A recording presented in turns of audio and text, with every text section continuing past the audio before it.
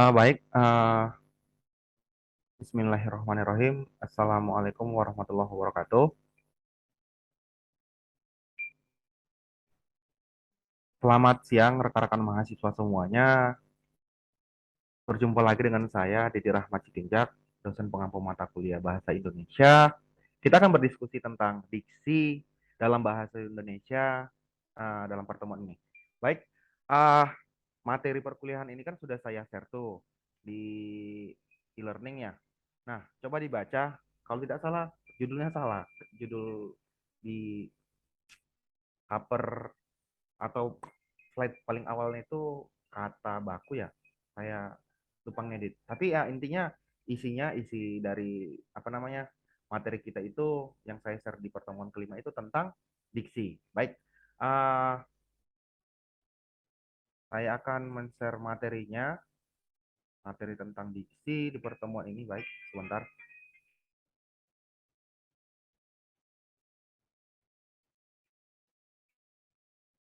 Udah nampak ya?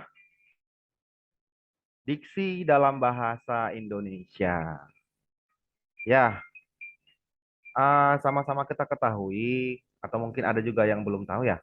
Diksi itu sebenarnya ya pilihan kata. Jadi, diksi itu adalah bagaimana kamu menggunakan kata-kata itu dengan bermacam ragam pilihan. Boleh-boleh saja kamu bertutur ketika bertemu seseorang dengan yang umur yang sama. Kadang kamu menggunakan kata abang, menyapanya dengan kata abang, atau mungkin menyapanya dengan bapak, atau menyapanya dengan om. Nah, itu pilihan kata-kata tadi om, bapak, abang, itu kan tuturan semua itu. Cara bertutur, panggilan begitu. Namun, itu adalah pilihanmu, pilihan kata-kata yang kamu gunakan untuk bertutur menyapanya begitu. Nah, itu contoh diksi gitu, pilihan kata. Jadi mana suka, sah-sah saja ketika nanti seorang laki-laki membawakan bunga kepada kamu atau seorang perempuan membawakan bunga kepada kamu, terus kamu bilang bunga ini cantik atau flower ini cantik atau apapun itu yang melambangkan itu eh, yang menjelaskan itu bahwasanya yang di bawah seseorang itu adalah bunga. Nah, boleh kita bilang flower, boleh kita bilang bunga juga begitu.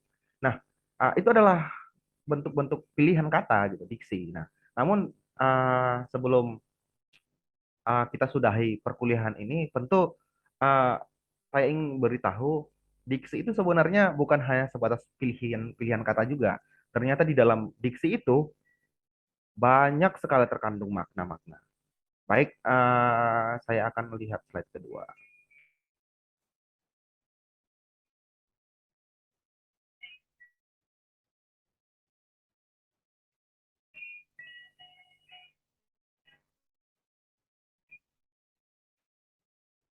Oke, tampak, di slide kedua ini tampak bahwasanya diksi itu berhubungan erat dengan berbagai macam kaidah-kaidah berhubungan dengan strukturnya atau sintaksis. Jadi susunan sintaksis ini adalah ilmu yang berhubungan dengan kalimat dalam bahasa. Jadi sintaksis ini cenderung biasanya membahas tentang kalimat. Nah, dalam kalimat itu tentu ada namanya subjek, predikat, objek. Nah, yang mana itu adalah susunan sebuah kalimat. Nah, jadi diksi ini berhubungan dengan strukturnya, susunannya begitu. Nah, agar dia tepat, agar dia seksama dan memang uh, lazim atau layak atau memang biasanya seperti itu gitu. Sehingga orang tidak menganggap bahwasanya kalimat itu ini tidak padu atau ini ada yang salah dengan kalimat ini begitu. Nah, agar agar diksi yang kita gunakan sesuai dengan kaidah sintaksis bahasa, maka perlu penyesuaian, perlu diperhatikan lagi. Nanti akan kita bahas, namun saya jelaskan dulu beberapa kaidah-kaidah yang berhubungan dengan diksi ini. Oke. Yang pertama tadi sintaksis. Sintaksis ini berhubungan dengan susunan kalimat atau kata. Susunan kalimat atau kata-kata yang dihimpun menjadi sebuah kalimat. Nah, sehingga perlu diperhatikan juga pilihan atau pilihan kata atau diksi yang kita gunakan dalam penyusunan kalimat tersebut.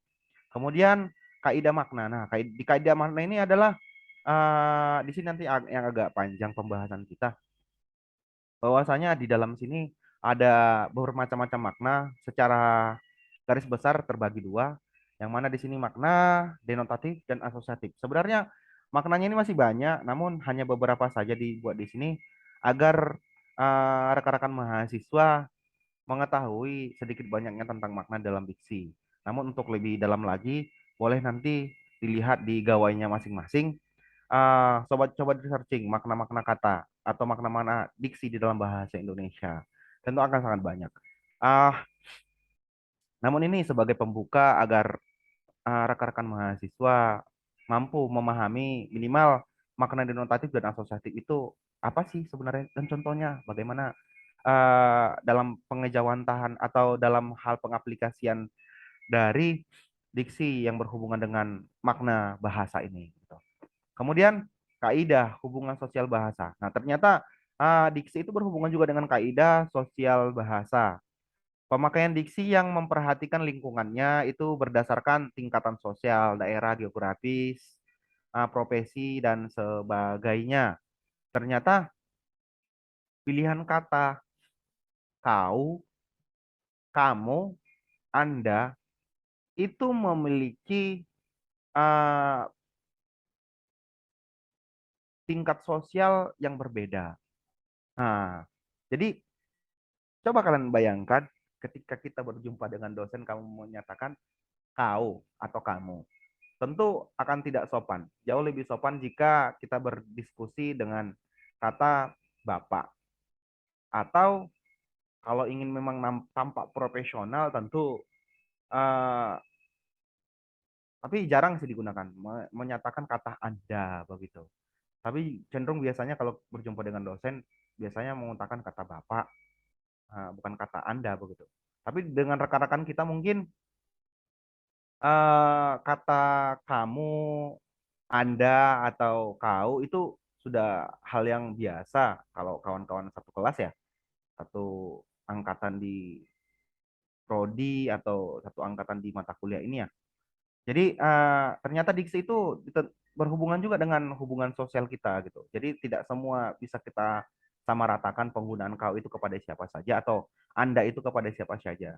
Nah, makanya tadi saya contohkan tadi kata abang, om, bapak itu ya berhubungan dengan pilihan diksi walaupun dengan orang yang sama umurnya, sama jenis kelaminnya, tapi ya diksi atau pilihan kata itu sangat berhubungan dengan kaidah sosial bahasa. Kemudian kaidah karang mengarang. Tentu kaidah karang mengarang ini berhubungan dengan pilihan kata yang kita gunakan agar memiliki daya tarik dalam penulisannya sehingga para pembaca memiliki imajinasi dari tulisan yang kita tulis begitu. Sehingga mereka menganggap bahwasanya oh ini apa namanya redaksinya sangat enak dibaca begitu. Atau ini diksi yang digunakan ini memang memiliki nilai yang sastra tinggi begitu. Sehingga diksi-diksi atau pilihan-pilihan kata yang digunakan dalam karang marang itu bukan bahasa atau diksi yang sering kita gunakan dalam berkomunikasi sehari-hari. Tentu berbeda ya. Biasanya diksi-diksi yang digunakan dalam karya-karya sastra itu contohnya nih puisi. Tidak dong kita menggunakan bahasa atau pilihan kata yang sering digunakan dalam sehari-hari. Contoh kata yang digunakan Hairil Anwar yang sangat terkenal, sangat-sangat terkenal di Indonesia. Aku adalah binatang jalang dari kumpulan terbuang. Begitu ya, kalau tidak salah ya. Nah, mungkin dong kita menggunakan kalimat ini atau diksi kata-kata ini, pilihan kata ini dalam kehidupan sehari-hari. Seolah-olah orang yang mendengar pun jadi cenderung ngomong apa ya si kawan begitu ya. Kira-kira seperti ya. Nah, jadi ada kaidah-kaidah penulisannya, ada kaidah-kaidah yang harus diperhatikan dalam penggunaan diksi ini. Tadi kaidah sintaksis, kaidah makna bahasanya, kaidah hubungan sosial dan kaidah karang mengarang. Baik, ini pengertian diksi tadi sudah sempat saya utarakan. Di sini ada tulisannya pilihan kata ya. Nah, pilihan kata. Diksi berhubungan dengan pengertian teknis dalam hal karang mengarang, tulis menulis, dan tutur sapa. Dalam bentuk karangan harus menggunakan bahasa yang baik dan benar. Kemudian, seorang sarjana teknik akan berbeda jenis kosakatanya yang dikuasainya dengan seorang sarjana kedokteran ataupun sarjana ekonomi. Ya, secara dialog tentu ada istilah-istilah khusus yang mereka gunakan di dalam berkomunikasi sesama mereka, sesama sarjana ekonomi, sesama kedokteran, sesama eh, teknokrat atau teknisi atau apapun itu. Jadi eh,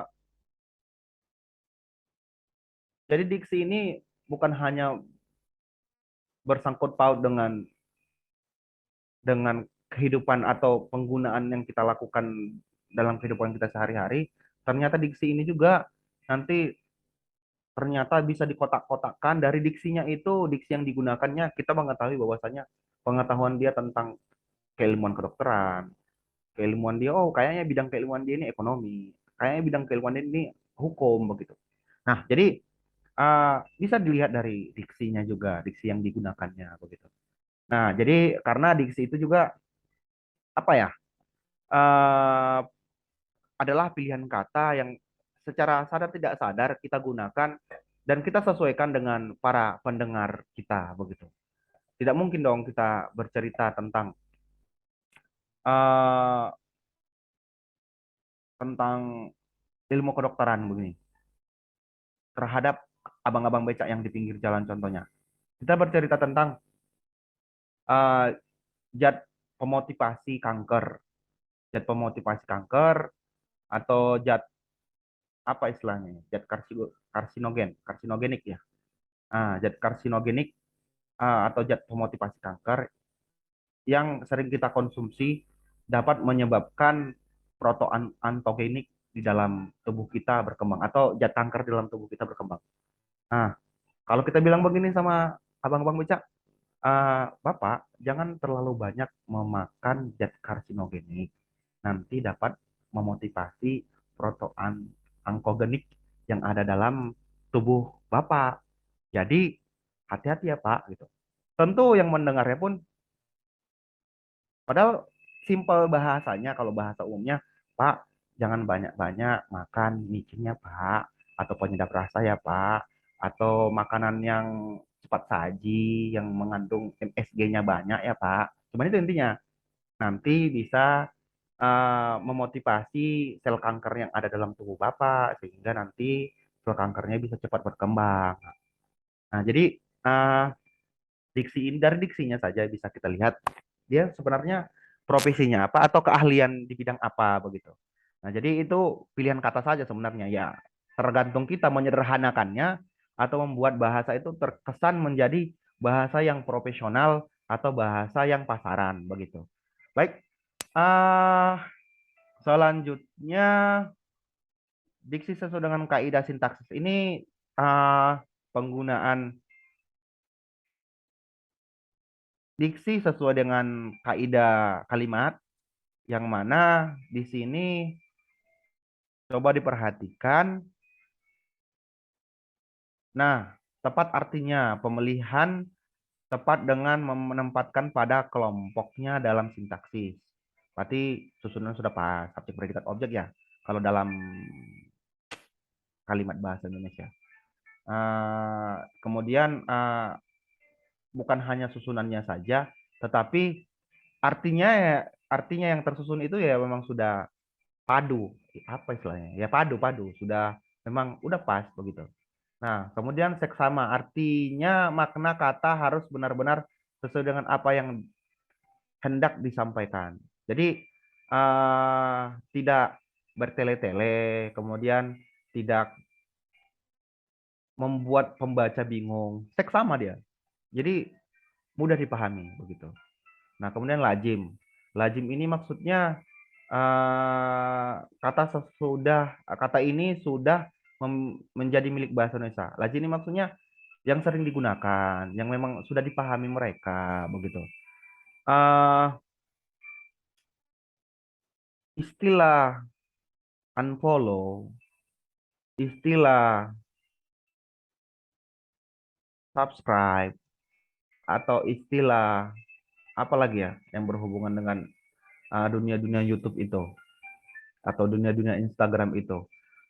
Mungkin rekan-rekan yang sudah memahami dan sering menggunakan YouTube dan Instagram mungkin paham tahu apa yang diucapkan oleh penutur atau pembicara begitu yang ketika kita dengarkan. Tetapi kalau mungkin ibu-ibu di kampung sana atau ibu-ibu yang sering dasteran di dapur saja memasak untuk anak dan suaminya, tentu belum tentu juga apa arti tahu paham arti dari subscribe, unfollow dan lain-lain. Atau begini saja, istilah yang sering kita gunakan. Ini saya tes ini ya.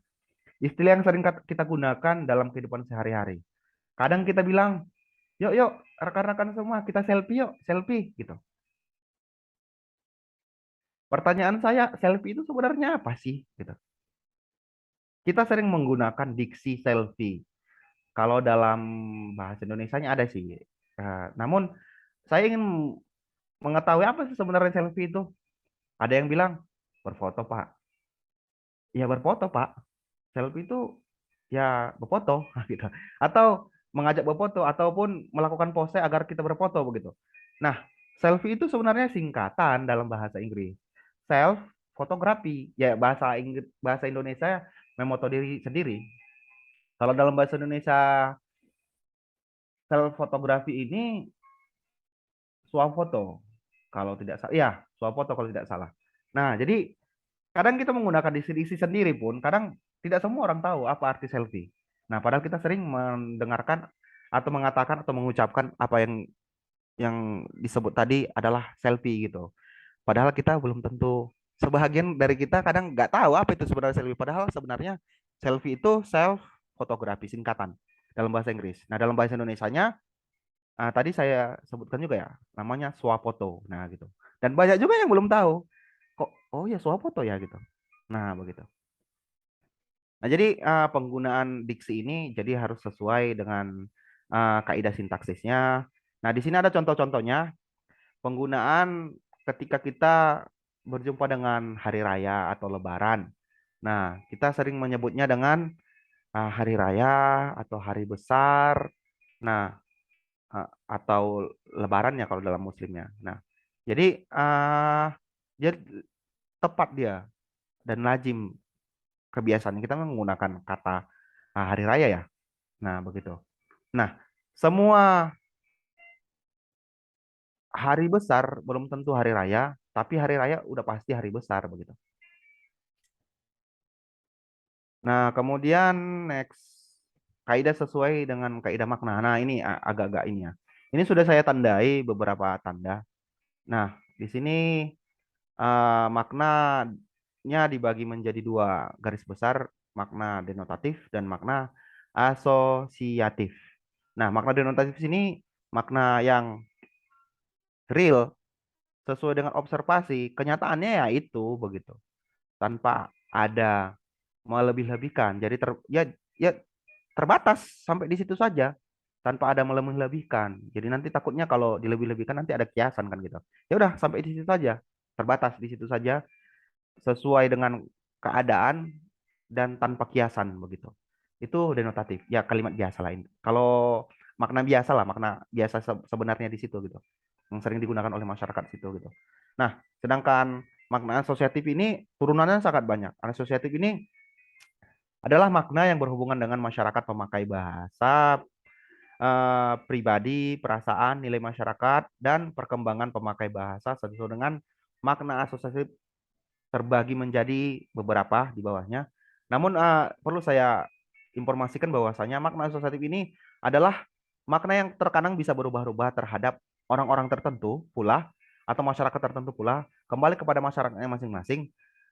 Ini bukan hanya sebatas pilihan diksi yang tadi saya contohkan di sini boleh katakan bunga, di sana boleh dikatakan flower, di sini boleh dikatakan ayah, di sana mungkin boleh dikatakan father atau mami, atau daddy atau apa lagi?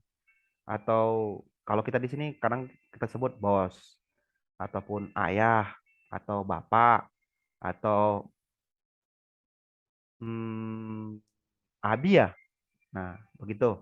Nah, jadi pilihan diksinya itu bukan hanya sebatas di situ saja, tapi ternyata ada makna-makna yang terkadang harus perlu kita perhatikan. Nah, di makna asosiatif ini adalah makna yang memang kebiasaan masyarakat tersebut gitu, melekat sekali dengan nilai-nilai masyarakat itu gitu. Tidak bisa kita bilang kalau saya bilang kam, kalau dalam bahasa Karo itu sopan. Kita sebut kepada orang tua atau yang lebih tua dari kita. Kami itu artinya kamu atau kau.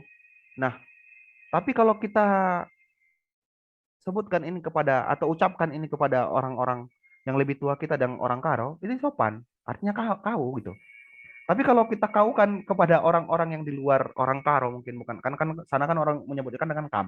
Nah, tapi kalau mungkin orang Batak atau orang Melayu atau orang Jawa ya, mungkin kalau kita sebutkan kepada orang tua seperti itu mengatakan kau atau Anda atau kamu mungkin akan sangat tidak sopan sekali. Nah, jadi ini makna asosiatif ini berhubungan dengan itu tadi, masyarakatnya masing-masing, nilai masyarakatnya, perasaan masyarakatnya. Jadi perlu penelitian yang lebih mendalam sih sebenarnya tentang ini. Agar kita ketahui nih untuk orang Batak ini sih kayak mana sih sebenarnya makna-makna asosiatif, diksi-diksinya dalam bahasa Batak, Melayu, Jawa gitu ya kan. Orang Karo, orang Dairi, orang Aceh dan lain-lain begitu. Baik. Di sini yang pertama konotatif. Makna artinya makna subjektif yang timbul karena tambahan-tambahan sikap sosial, sikap pribadi dan kriteria. Tadi saya sebut kata bunga. Nah, kalau dalam makna konotatif, ini kata bunga ini bisa disebut menjadi bisa berubah menjadi gadis, seorang gadis, menggambarkan seorang gadis. Nah, jadi makna konotatif ini adalah makna kiasan. Nah, begitu. Jadi subjektif. Ya bisa jadi sih kita disebut saat ini di sini bunga ini adalah apa namanya? Seorang gadis. Tapi kita tidak tahu apakah gadis di luar sana dengan istilah yang berbeda pula. Kita nggak tahu. Tapi dalam bahasa Indonesia, masyarakat Indonesia kan nilai-nilai masyarakatnya, perasaan masyarakatnya, pribadinya kan kayak itu. Nah, kalau di Indonesia itu ya bunga itu bisa dikonotasikan sebagai seorang gadis begitu. Bunga desa atau kembang desa begitu ya. Nah, kemudian makna stilistik atau stilistik, makna yang berhubungan dengan gaya pemilihan kata dalam karang mengarang. Nah, ini berhubungan dengan bisa juga dibedakan dengan profesi. Tadi kan saya contohkan orang-orang kedokteran. Kalau ngomong sama bapak-bapak, abang-abang beca, tentu menggunakan kalau dia menggunakan bahasanya, kita sudah tahu bahwasanya ini kayaknya kakak ini atau abang ini dari orang kesehatan karena dari bahasanya juga istilah-istilahnya tentang tentang zat kanker, tentang bahan-bahan atau makanan yang mengandung mengandung zat pemotivasi kanker gitu, zat karsinogenik dan lain-lain lah begitu. Nah, uh, dari bahasanya, dari diksinya yang digunakan, kita mengetahui apa keahlian atau bidang dia. Walaupun sebenarnya belum tentu jadi dokter, tapi bisa jadi dia orang-orang yang memahami dan mumpuni di bidang kesehatan begitu. Nah, begitu.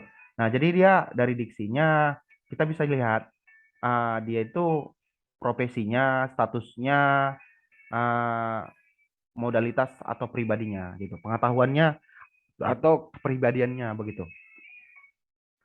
Nah, statistik ini juga cenderung biasanya digunakan dalam penulisan-penulisan karya begitu. Jadi uh, perlu diperhatikan juga bagaimana tata cara penulisan yang baik sehingga pembacanya itu uh, tahu kita bahwasanya seorang penulis ini kayaknya memang menguasai bidang ini. Nah gitu. Sama seperti tadi ngomong tadi kan. Kalau kita ngomong Lewat diksinya tadi kan akan ketahuan, oh dia menguasai sekali tentang ini, tentang ini, tentang ini. Dari diksi atau penggunaan kata yang digunakannya seperti itu. Nah, gitu juga dengan tulisan. Sebenarnya seperti itu sih. Nah, cuman kan kadang kita kan tidak terlalu memahami kali atau tidak terlalu memperhatikan sekali gitu. Nah, begitu. Nah, kemudian makna afektif. Makna afektif ini makna yang berhubungan dengan perasaan pembicara secara pribadi baik terhadap lawan bicaranya. Makna efektif ini makna yang mengajak rekan-rekan pendengar atau rekan-rekan mahasiswa itu berpikir. Jadi dia makna yang mengajak kita berpikir dari istilah-istilah tertentu gitu. Contohnya nih, menyicil kereta. Saya setiap bulan menyicil kereta. Kata menyicil di sini sebenarnya apa? Tapi saya tahu bahwa saya di pikiran kawan-kawan itu menyicil yang saya maksud ini pasti rekan-rekan sudah tahu. Maksudnya bahwasanya pasti angsuran, pasti apa namanya? Bayaran cicilan, kan kayak itu kan. Tapi saya cuma bilang saya setiap bulan menyicil kereta. Apanya yang dicicil ya rupanya bayarannya gitu. Jadi bagi orang yang mungkin maaf nih, yang belum tahu mungkin tapi kayaknya menyicil kereta itu sudah umumnya. Tapi kalau ada seseorang yang mungkin belum tahu apa itu menyicil kereta, hah dicicil, dicicil kayak mana kan gitu. Oh kereta itu apa ya? Nah gitu ya kan. Sejenis apa ya? Kata kerja, kata benda atau apa ya gitu. Kenapa harus dicicil ya gitu. Nah rupanya bukan keretanya yang dicicil, bukan sepeda motornya yang dicicil gitu. Tetapi ya biaya angsurannya begitu. Nah kemudian makna reflektif. Makna reflektif ini cenderung kepada sesuatu yang bersifat sakral atau kurang sopan. Haram. Eh, jadi terkadang kita menggunakan kata-kata, tapi saya tidak tahu lah ya. Dalam pengalaman saya memang belum pernah ada seseorang yang terkadang dipanggil, dia nggak boleh dipanggil kalau nggak ada menggunakan kata hajinya. Harus ada Pak Haji, Wak Haji ya gitu. Karena dia memang udah haji. Jadi karena dia sudah pernah haji, seolah-olah kata haji itu udah sakral dan harus jangan lupa disebut dan disematkan kepada nama dia gitu. Jadi berubah. Panggil yang awalnya dulu sebelum beliau naik haji, nggak sakral kita manggil manggil haji itu gitu. Nggak harus kita manggil haji itu. Tapi setelah dia haji, dia kadang merasa tidak tidak suka, tidak senang kalau kita sebut gitu. Atau begini saja. Contohnya kalau kita ke hutan, tapi sebagian dari kita mungkin ya, ada sebahagian dari kita yang memang kadang kalau kita ke hutan pantang menyebutkan harimau. Nah, ini pilihan diksi kan. Kadang kita bilang opui atau opung itu gitu atau raja hutan gitu. Kenapa seperti itu?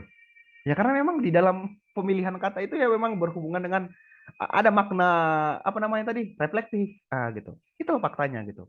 Terkadang di dalam kehidupan sehari-hari kita tanpa kita sadari ternyata diksi yang kita gunakan itu memiliki makna reflektif. Salah satunya tadi kesakralan sebuah kata yang kadang tidak boleh kita gunakan, kita ucapkan pada kondisi dan pada konteks tertentu begitu.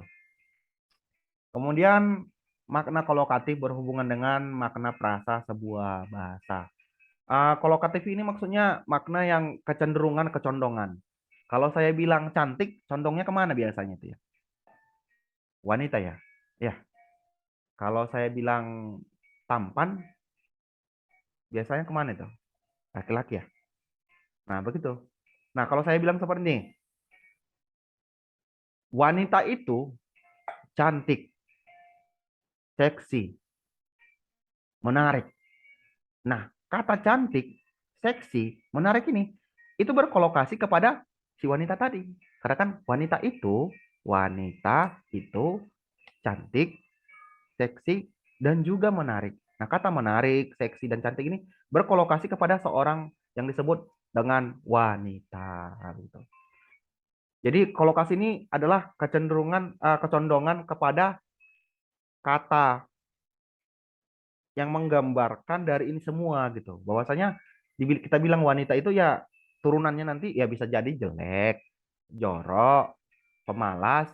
Ya kalau berkolokasi kata-kata tadi ini, diksi-diksi yang tadi ini berkolokasi kepada si eh, tokoh yang kita ceritakan tadi atau subjek yang kita ceritakan tadi gitu. Nah gitu.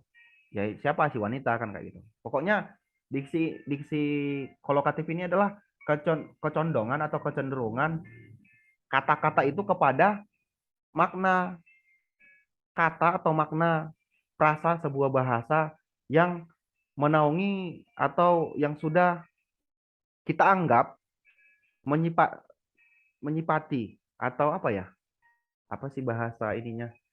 Pokoknya yang menggambarkan, yang menjelaskan, yang menerangkan dari si subjek ini begitu.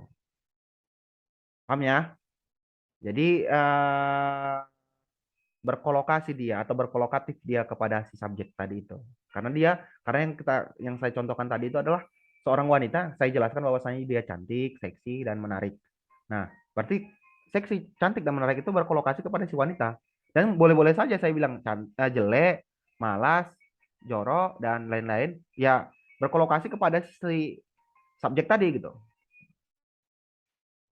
Berkolokasi gitu, menjelaskan bahwasanya dia itu gini gini gini gitu. Nah, kemudian makna interpretatif.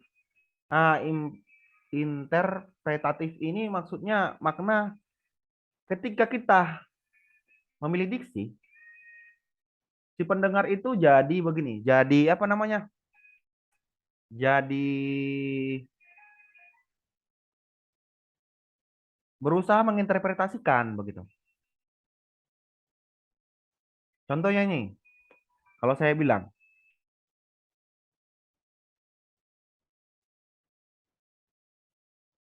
kita terpengaruh oleh ideologi-ideologi yang menyesatkan. Tentu kalian berusaha menginterpretasikan bagaimana sih ideologi yang menyesatkan itu. Kayak interpretasikanlah itu kan kayak gitu. Nah, jadi kata ideologi di situ membuat kita berusaha berinterpretasi. Apa sih? Nah, gitu ya kan. Nah, gitu. Nah, begitulah mengajak pendengarnya untuk berusaha menginterpretasikan kembali gitu. Baik, itu diksi sesuai dengan kaidah maknanya. Agak banyak tadi ya. Ini diksi sesuai dengan kaidah hubungan sosial bahasa. Nah, hubungan sosial bahasa ini berhubungan dengan tingkatan sosialnya atau profesinya juga berhubungan juga sebenarnya begitu. Nah, daerah geografisnya, lingkungannya, dan sebagainya. Contohnya di sini, ini anak hukum ini ya, tertuduh, tersangka, terdakwa. Nah, dalam anak hukum itu ya menurutnya itu maknanya berbeda gitu. Tapi kalau bagi orang awam, mau tertuduh dia, tersangka dia, terdakwa dia, pokoknya udah dalam pengadilan. Nah, kita itu. Kalau bagi orang awam ya begitu. Artinya inilah dia penggunaan pilihan diksi yang sering digunakan oleh anak hukum dalam melakukan pengadilan di sebuah pengadilan begitu. Nah, kita nggak tahu apakah memang ini sering digunakan oleh mahasiswa hukum saat melaksanakan praktek di pengadilan semu. Saya tidak tahu, tapi yang pasti kalau bagi orang awam ini mau tertuduh dia, tersangka dia, terdakwa dia, pokoknya udah berhubungan sama hukum lah itu kan seperti itu. Nah, pilihan-pilihan ini ternyata katanya memiliki pilihan diksi yang ini tadi ternyata katanya memiliki makna yang berbeda. Nah, tentu nanti untuk mengetahui ini ya kita tanya lah pula orang hukum. Apa itu kalau tertuduh itu yang seperti apa? Kalau yang tersangka itu sudah seperti apa? Dan terdakwa itu seperti apa? Nah, begitu.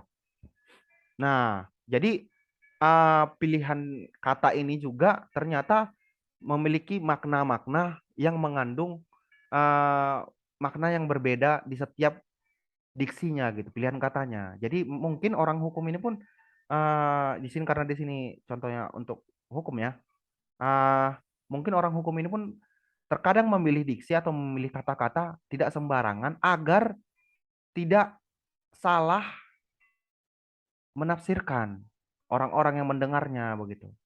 Sehingga ketika ditanya seperti ini, ya ini artinya kan seperti ini, cenderung seperti ini kayak begitu. Makanya diksi ini juga sangat penting bagi anak-anak Fakultas Hukum agar pesan yang disampaikannya tidak multitafsir seperti itu, tidak membuat gejala-gejala sosial baru atau masalah pemahaman yang berbeda gitu. Tentu pemilihan kata atau penggunaan diksinya harus diperhatikan. Nah, begitu. Nah, kemudian di sini diksi sesuai dengan kaidah karang mengarang. Nah, kaidah karang mengarang ini di sini ada beberapa contohnya terdiri dari atau terdiri atas, ditemani oleh atau ditemani dengan, atau terdiri dalam atau terjadi dalam. Nah, begitu. Nah, ini penjelasan dari diksi sesuai dengan kaidah karang mengarang. Tentu untuk orang-orang yang suka menulis atau suka mengarang, tentu dia memiliki style atau kebiasaan ciri khas tulisannya. Nah, kita tidak bisa memaksakan, tetapi eh, para pembaca lah yang bisa memaknai, oh tulisannya ini masih kasar ya, atau tulisannya dia ini masih cenderung monotonnya, atau tulisan dia ini sangat lembut sekali ya, tanpa terasa sudah satu halaman saya saja baca begitu. Kembali kepada diksi yang dia gunakan sehingga pembaca senang membaca tulisan yang ditulisnya itu. Nah, kemudian juga di sini pilihan kata yang langsung tanpa bertele-tele maksudnya, kemudian pilihan kata yang dekat dengan pembaca. Nah, mungkin penggunaan istilah-istilah ya mungkin ya. Kalau memang umumnya kita targetnya itu pembacanya adalah anak-anak, tentu kita tidak menggunakan istilah-istilah yang dewasa atau istilah-istilah yang intelektual atau apa lagi istilahnya. Soalnya yang membaca ini kan anak-anak atau substansi atau apa lagi ya, urgensi, apalagi istilahnya. Ya, tentu kita tidak menggunakan diksi itu di dalam tulisan itu. Tentu kita menggunakan bahasa-bahasa yang ringan-ringan, yang gampang dipahami dan justru lebih membantu kalau ada gambarnya gitu. Sedangkan untuk orang-orang yang sudah berpendidikan mungkin tentu terkadang diselip-selipkan istilah-istilah bahasa Inggris, gitu ya kan? Istilah yang sudah global.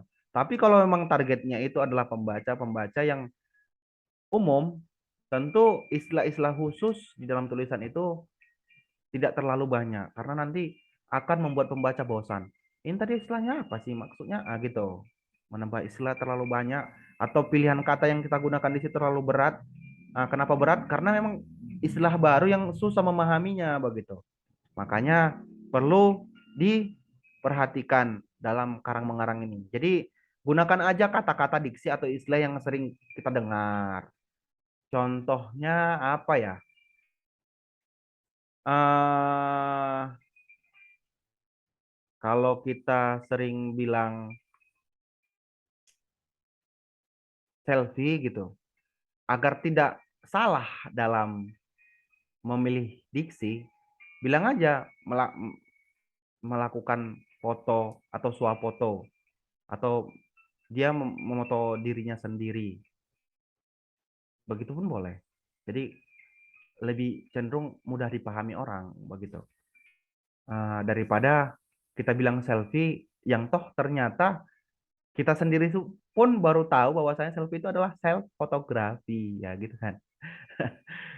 Singkatan dari self fotografi rupanya selfie itu. Kadang orang nggak tahu rupanya.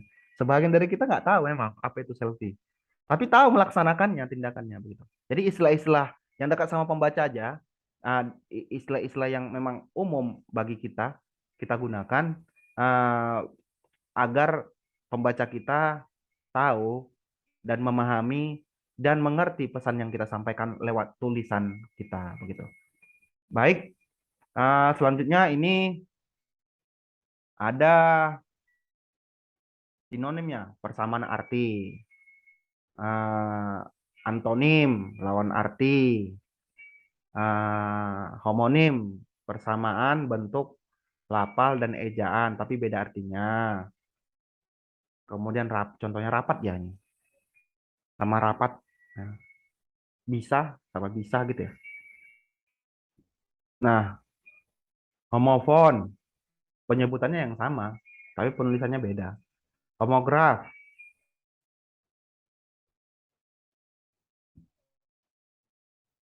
satu apel, satu apel, ya kan? Satu apel, satu apel. Nah, itu dia pada contoh homograf ya.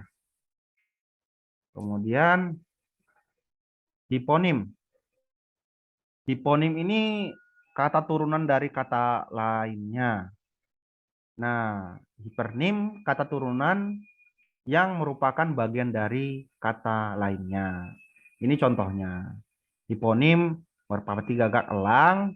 Hipernimnya adalah burung. Oke, di sini contoh denotasi dan konotasi. Tadi denotasi itu adalah uh, sesuai fakta observasi dan keadaan. Ya, memang itu keadaan tanpa dilebih-lebihkan, dibatasi sampai di situ saja. Artinya tidak kiasan. Sedangkan konotasi itu berhubungan sama uh, pemahaman kita atau pemahaman masyarakat tertentu terhadap kata itu gitu. Ada makna tertentu dalam kata itu yang sudah dipahami bersama, yang sudah diketahui bersama bahwasanya itu diistilahkan agar tujuannya sebenarnya uh, kiasan ini untuk memperlembut sebenarnya. Makanya dikiaskan. Contohnya nih, kalau kita bilang kupu-kupu malam, kan gitu. Kupu-kupu malam ini kan adalah ya kupu-kupu malam gitu. Yang mana kupu-kupu malam ini adalah, maaf nih, kalau bahasa ininya Vela titik-titik atau LO titik-titik ya kan, lon gitu ya kan. Itu kan terlalu kasar gitu. Nah, makanya dibuatlah kupu-kupu malam. Nah, jadi tujuan konotasi ini sebenarnya ya untuk memperlembut gitu. Contohnya nih kata bunga. Nah, padahal sebenarnya dia menyebut anak gadis. Gadis itu bunga di desanya. Jadi gadis inilah yang paling gadis cantik gitu saya pokoknya. Kalau udah bunga, bunga ini adalah bunga satu-satunya di rumah ini. Kalau kalian atau rekan-rekan mahasiswa pernah ikut mengikuti mengikuti acara pernikahan orang Melayu waktu saat acara berpantun itu, nah si perempuan itu digambarkan sebagai bunga dan si laki-laki digambarkan sebagai kumbang. Nah, begitu. Jadi dia ya memang sudah terbiasa sih, sudah biasa kita menyebut wanita itu sebagai bunga dan laki-laki sebagai kumbang. Nah, ini contohnya gadis itu bunga di desanya, penata bunga itu ya ini bunga yang denotatif ya. Yang real ya sesuai fakta gitu. Kemudian yang nomor tiga ini banyak kupu-kupu berterbangan di malam hari. Kemudian kupu-kupu malam itu ditangkap petugas keamanan. Nah, ini abstrak ke konkret. Kebaikan adalah perbuatan yang sangat diharapkan. Kesempurnaan adalah tanda kesungguhan dalam berusaha dan berkarya. Untuk mengukur kebaikan itu sebenarnya kayak mana sih gitu? Atau mengukur kesempurnaan kayak mana? Sempurna yang kayak mana? Sempurna yang dalam berbentuk rokok kah gitu? Atau yang kayak mana kan kayak gitu? Atau sempurna yang menurut ini Andra and the Backbone? Kita kan nggak tahu. Nah, jadi kesempurnaan yang seperti apa? Makanya jadi abstrak begitu. Begitu juga dengan kebaikan. Baik yang seperti apa sih gitu? Yang enggak, karena abstrak karena nggak bisa diukur begitu. Nah, makanya dibilang abstrak. Kemudian kalau konkret, uh, di sini juga menggunakan kebaikan Anda tidak mungkin terlupakan. Berarti kebaikan itu adalah tindakan. tindakan yang memang sudah dia rasakan, kan kayak gitu. Jadi bisa diukur, oh udah kurasakan kok dia baik sama aku, nah, gitu. Atau kesempurnaan lukisan ini mengagumkan banyak pengunjung. Nah mungkin udah banyak orang kagum terhadap lukisan ini, makanya dianggap sempurna karena udah ada faktanya, kan nggak gitu. Sedangkan kalimat yang pertama menggunakan kebaikan yang seperti apa nggak bisa diukur karena masih berusaha untuk diharapkan. Nah, kayak mana ya? Perbuatan yang sangat diharapkan, nggak terukur dia, karena masih berusaha kita harapkan yang kayak bahkan yang kayak mana pun kita belum tahu gitu. Nah, kesempurnaan di kalimat kedua yang di atas di abstrak, kesempurnaan adalah tanda kesungguhan dalam berusaha dan berkarya. Kesempurnaan yang seperti apa? Makanya tadi saya bilang kebaikan yang seperti apa? Kayak mana mengukur kebaikan sama kesempurnaan itu? Karena yang pertama masih diharapkan dan yang kedua itu merupakan tanda kesungguhan kata kalimat kedua begitu. Sedangkan yang kalimat yang di bawahnya di konkret, konkret itu kebaikan Anda tidak mungkin terlupakan. Artinya memang sudah dilihat tingkah lakunya sehingga bisa dibilang nggak dilupakan lagi tingkah lakumu itu, kegiatan atau aksimu yang kemarin atau sifatmu yang atau sikapmu yang kemarin begitu. Begitu. Kemudian umum dan khusus. Umumnya melihat, nah turunannya itu eh, khususnya itu kadang menengok, menyaksikan, memandang, mengintip, apa lagi ya? Ya, mengintip juga termasuk melihat. Cuman khusus dia mengintip itu dari lubang kecil mungkin ya kan, atau memandang itu melihat sesuatu yang lebih luas ya, lebih luas, lapang dan lain-lain begitu. Menyaksikan itu ya melihat juga, tapi kondisi khusus tertentu gitu. Menengok ya melihat tapi dalam hal tidak terlalu penting begitu. Nah, kemudian mendatangi, mampir, singgah, berkunjung, apa lagi?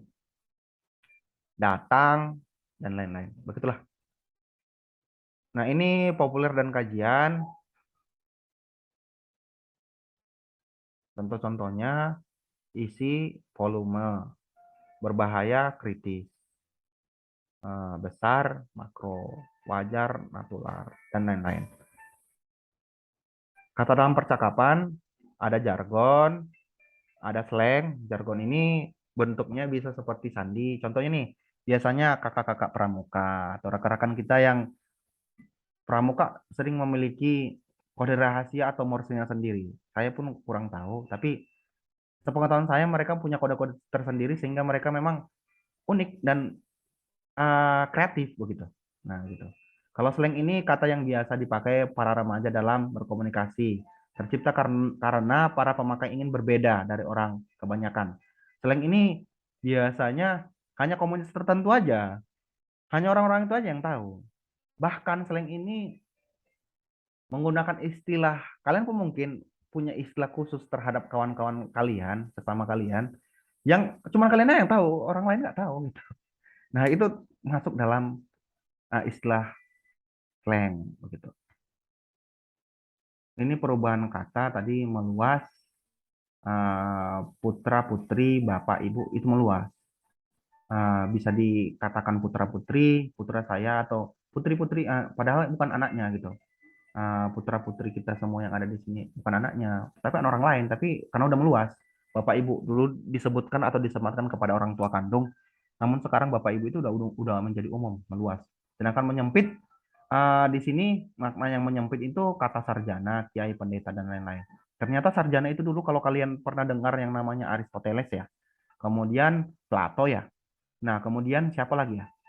Tokoh-tokoh yang kita anggap dulu itu sebagai sebagai sarjana, padahal sebenarnya dia itu nggak kuliah dan mendapat ijazah S1. Tapi kalau sekarang sarjana itu ya harus sudah mendapat ijazah S1. Kalau dulu itu orang pintar disebut sarjana begitu. Nah, di sini itu menyempit jadinya kata sarjana, kiai, pendeta dan lain-lain. Kemudian sinestesia, mukanya masam. Jadi dia berhubungan dengan suatu indera untuk mengenakan, untuk dikenakan pada indera yang lain. Jadi mukanya yang masam. bukan mukanya asamnya mukanya, tapi kayaknya kurang suka dia karena dari perawakan badan wajahnya dia nggak mau senyum atau cenderung cemberut apa gitu ya. Kemudian asosiasi. Di sini ada amplop, ada sogo. Sogo ini berasosiasi kepada korupsi, ya kan? Tadi kan sudah ada kan tadi berasosiasi. Asosiasi ini hampir mirip juga sebenarnya dengan eh, berkolokasi ya, kolokatif ya, cantik, indah, eh diperuntukkan biasanya sama wanita. Kemudian juga asosiasi ini berasosiasi juga berhimpun dan berkumpul biasanya kata amplop, sogo ini kepada apa namanya pada hal-hal yang berhubungan dengan korupsi. Tapi gimana ya perbedaan asosiasi ini sama kolokasi ini? Kalau kolokasi itu ini subjeknya, sedangkan yang lain-lain itu mengikuti gitu. Sedangkan asosiasi ini biasanya diksi yang kita gunakan yang sama sama padanannya. Contohnya nih, kata sogok sama kata amplop itu sama-sama menyogok, sama-sama mengasih, sama-sama istilah yang kita anggap sama gitu. Dengan tujuan menyogok, begitu. Atau uh, gajian, kami lagi gajian, kami lagi cair. Nah, kata cair di sini sebenarnya lagi dapat uang. Gajian itu udah dapat uang. Ya sama-sama berasosiasi nih sebenarnya, sama, setara. Intinya dapat uang. Nah, gitu. Satu cair, lagi cair kami nih, atau lagi gajian kami nih, atau lagi dapat uang kami nih. Intinya dapat uang. Gitu. Nah, kemudian penyoratif, penurunan makna. Dulu uh, kata bini ini menjadi sesuatu yang ini, cuman makin kemari kata bini ini cenderung dianggap kurang sopan. Nah, gitu. Bagusan kata istri atau uh, apa namanya orang rumah gitu. Kalau bini cenderung jadi penurunan makna kurang sopan. Gitu. Baik, terima kasih rekan-rekan semua. Diskusi kita sepertinya sudah di penghujung acara ya, karena sudah ini ya, sudah selesai ya. Baiklah rekan-rekan semua, terima kasih atas atensinya. Semoga penjelasan di pertemuan ini uh, memahamkan kita tentang apa itu sebenarnya diksi dan makna-maknanya. Dan ternyata diksi itu bukan hanya sebatas pilihan kata saja, tetapi terikat juga dan berhubungan juga dengan berbagai macam kaidah-kaidah yang perlu kita perhatikan dalam penggunaan diksi tersebut. Baiklah, rekan-rekan, sekian saja pertemuan kita. Saya sudahi dengan salam. Wabillahi taufiq wal hidayah. Assalamualaikum warahmatullahi wabarakatuh.